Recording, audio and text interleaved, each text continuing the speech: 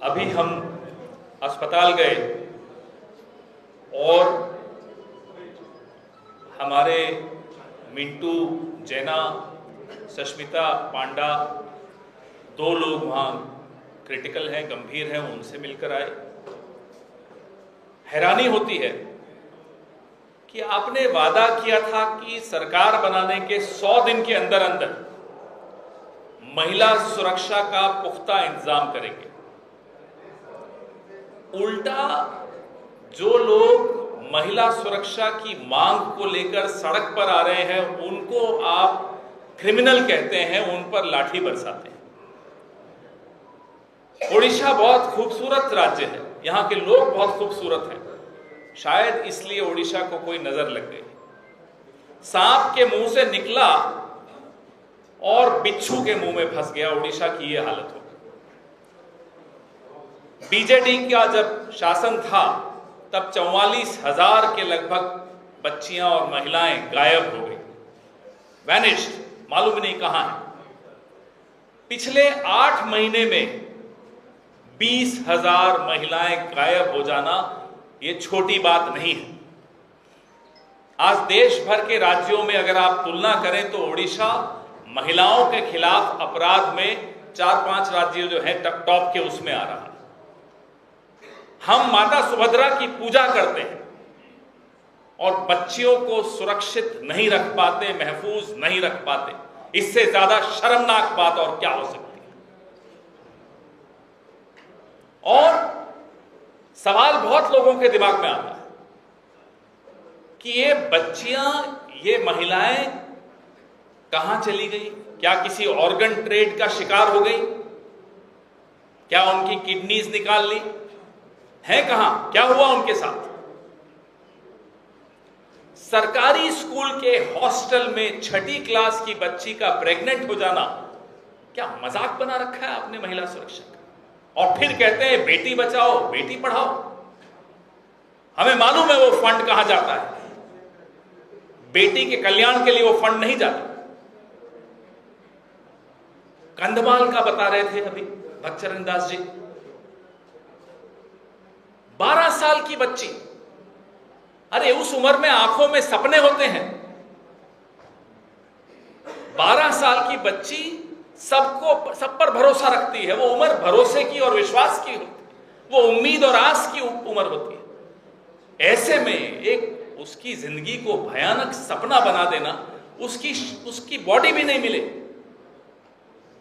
और फिर एक कंकाल मिलता है 2 महीने बाद। ये क्या हाल बना रखा है ओडिशा का? आज ओडिशा में ये हाल है कि बच्चियों को लोग घर से बाहर निकलने में उनको डर लगता है। जब बच्चे बाहर ही नहीं निकलेंगे, पढ़ेंगे नहीं, तो कैसे आगे बढ़ेंगे? कैसे उनके सपने पूरे होंगे? ये पाप है, ये अपराध नहीं है, ये पाप है। और इस पाप की सजा ओडिशा के लोग तो देंगे ही, ऊपर वाला भी देख रहा है, मां सुभद्रा भी देख रही है। मां सुभद्रा के नाम पे आप स्कीम्स लाते हो और बच्चियों के साथ बलात्कार हो रहा है, किडनैप हो रही हैं, आप कंट्रोल नहीं कर पाते। हमारे एमएलएस, उन पर जिस तरह से लाठियां बरसाई गई, वो क्या कह रहे थे? वो इन्हीं सवालों का जवाब पूछ रहे थे। वो आपकी जवाबदेही तय कर रहे थे। जिस राज्य में बच्चियां और महिलाएं महफूज नहीं हैं, उस राज्य से भगवान भी नाराज हो जाता है। भारतीय जनता पार्टी का एक रिकॉर्ड रहा है। मैं ओडिशा के बाहर की थोड़ी बात कर लूं आपके साथ। कठुआ, जम्मू के पास एक बच्ची का बलात्कार हुआ और उसकी हत्या हो गई थी। आप जानकर हैरान होंगे कि कांग्रेस के विधायक तो बलात्कार के खिलाफ आंदोलन करते हुए दिखेंगे आपको, लेकिन भारतीय जनता पार्टी के विधायक जम्मू में जिसने बलात्कार किया उसके पक्ष में आंदोलन कर रहे थे। ये पार्टी की हालत है, इस पार्टी की असलियत ये है।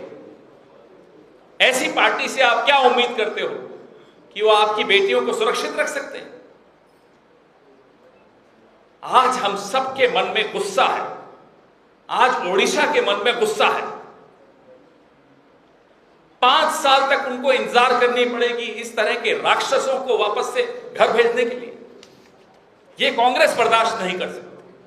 हम जितने दिन चाहे सड़क पर रहेंगे, जब तक ओडिशा की एक एक बच्ची को न्याय नहीं मिल जाता, सुरक्षा नहीं मिल जाती, कांग्रेस पार्टी डरने वाली नहीं है, पीछे हटने वाली नहीं है। इन्हें अगर लगता है कि हमारी संख्या कम है, तो अभी इन्हें मालूम नहीं है हमारा इतिहास।